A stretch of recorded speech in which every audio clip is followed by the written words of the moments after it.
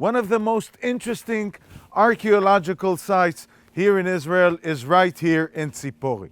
Tzipori is mentioned in the writings of Josephus Flavius, that famous Jewish historian who documents the Great Revolt. Tzipori did not participate in the Great Revolt. It has survived because it chose to cooperate with the Romans. What we have today in Tzipori is a fairly well-preserved Roman Byzantine period city. One of the main attractions here are the mosaics, because Tzipori served as a workshop for mosaics for synagogues and churches across the land in the Byzantine period. Tzipori is built like a classic Roman Byzantine city. The main street, the Cardo, the heart of the city where the commerce takes place, and the cross street, the Decomanos. And as you could see, engraved in the stone are those games that the Roman legionnaires engaged in to pass their time.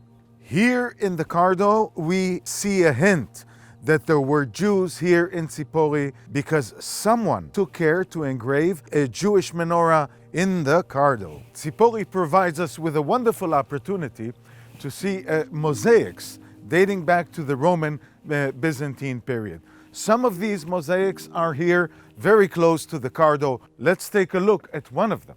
We are now looking at the Orpheus mosaic from the Greek mythology. And look at the detail this mosaic provides us with, and that beautiful Greek mythology story ending tragically.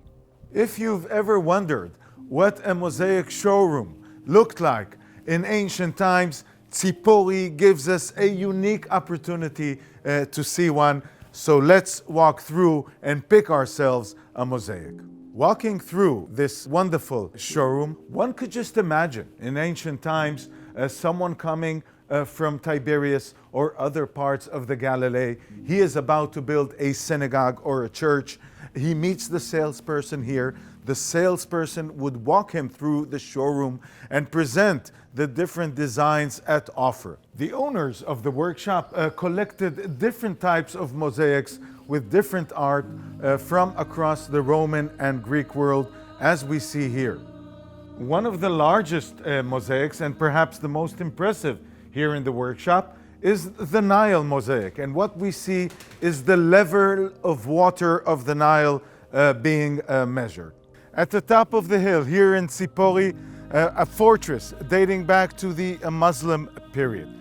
But we are about to see, very close to the fortress, one of the most interesting mosaics in the land. In one of the houses at the top of the hill in Tzipori, archaeologists uncover one of the most impressive mosaics in the land of Israel. It is full of details, but the main attraction is the beautiful woman. This beautiful woman seems to be staring and glaring at you from wherever you stand here in the room. And this is the house of Dionysus, named after this beautiful mosaic that was found here. This is known as the Mona Lisa of the Galilee. Testimony to presence of Jewish life here in the Galilee all through the Roman Byzantine period we find here in Tzipori. Because what we see here is the mosaic floor of a synagogue dating back to the Byzantine period.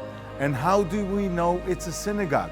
Because what we have here is inscriptions in Hebrew. And even the zodiac at the heart of the mosaic has the star symbols in Hebrew.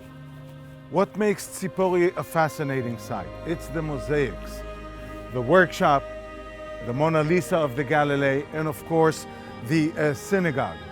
But what is interesting is that the workshop was presented to people from across the Galilee coming to build synagogues or churches. Both ordered the same mosaics, but the Jews would pick and choose symbols of significance to Judaism and add to the mosaic. Let's not forget that Tzipori is believed to be the place where Rabbi Yehuda Anasi lived and worked. And this is where he compiled the Mishnah.